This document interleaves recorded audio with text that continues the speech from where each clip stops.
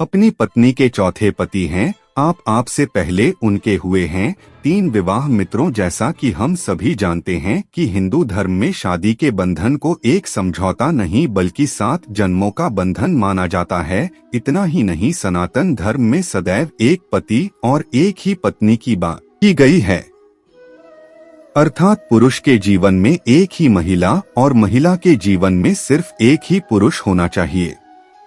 मित्रों, मेरे चैनल पर पहली बार आए हैं तो चैनल को सब्सक्राइब अवश्य कर लीजिएगा। लेकिन मित्रों, हम अगर आपको ये कहे कि वैदिक परंपरा के अनुसार ऐसा बिल्कुल भी नहीं है तो आपको कैसा लगेगा? जी हाँ, आपको यह जानकर हैरानी होगी कि वैदिक परंपरा के अनुसार हर स्त्री के 4 पति होते हैं और जिस पति के साथ एक स्त्री अपना पूरा जीवन व्यतीत करती है वो असल में उसका चौथा पति होता है। तो बाकी के 3 पतियों के बारे में जानने के लिए बने रहे अंत तक। मित्रों, हिंदू धर्म में व्यक्ति के जन्म से लेकर मृत्यु तक 16 क्रम अनिवार्य बताए गए हैं, जिन्हें 16 संस्कारों के नाम से भी जाना जाता है। लेकिन विवाह संस्कार की बात करें तो कहा जाता है कि जीवन में विवाह एक बार ही होता है और एक ही इंसान से किया जाता है। इसके अलावा हिंदू विवाह में 7 अंक का भी बहुत महत्व है। 7 जन्म से लेकर 7 ही फेरे, फिर शादी के 7 वचन कहे जाते हैं।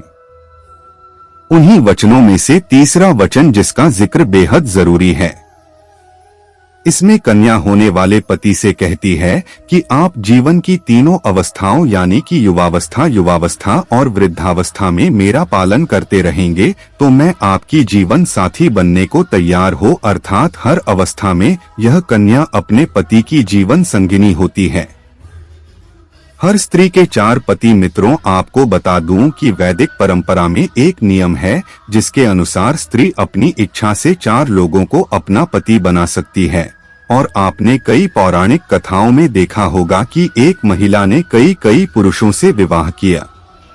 अब आप सोच रहे होंगे कि अगर वैदिक परंपरा में स्त्रियों के 4 पति होने का नियम है तो फिर वो 3 पति कौन है जिनके साथ स्त्री विवाह करती और हमें इसकी जानकारी क्यों नहीं है? तो चलिए सबसे पहले स्त्रियों के 4 पतियों के बारे में जान लेते हैं। विवाह के समय होने वाले रीति रिवाजों में सबसे पहले कन्या का अधिकार चंद्रमा को सौंपा जाता है। इसके बाद विश्वासों और फिर इस कन्या का अग्निदेव के साथ भी विवाह संपन्न किया जाता है। फिर अंत में उसका विवाह उसके पति से किया जाता है। हमें इसकी जानकारी क्यों नहीं?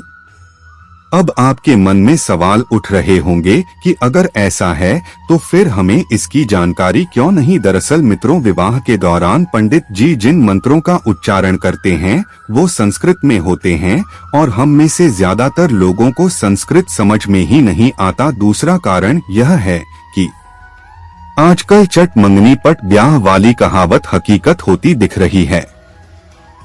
अधिकतर शादियों में देखने को मिलता है कि लोग शादी के लिए सजावट से लेकर अन्य कामों पर खर्चा करते हैं, लेकिन पंडित जी द्वारा करवाए जा रहे विधि विधान में जल्दीबाजी करते हैं और उन्हें दान देने में भी संकोच करते हैं।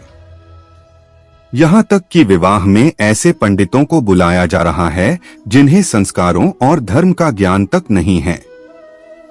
ऐसे में विवाह पहले की तरह यानी कि सभी रस्मों से नहीं हो रहे। शायद यह भी वजह है कि पंडित अब 4 पतियों के बारे में सबको नहीं बताते।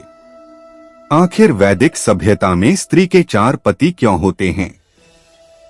चलिए अब यह जानते हैं कि आखिर वह क्या कारण है जिसकी वजह से एक स्त्री का विवाह चंद्रमा, विश्वावसु और अग्निदेव से किया जाता है।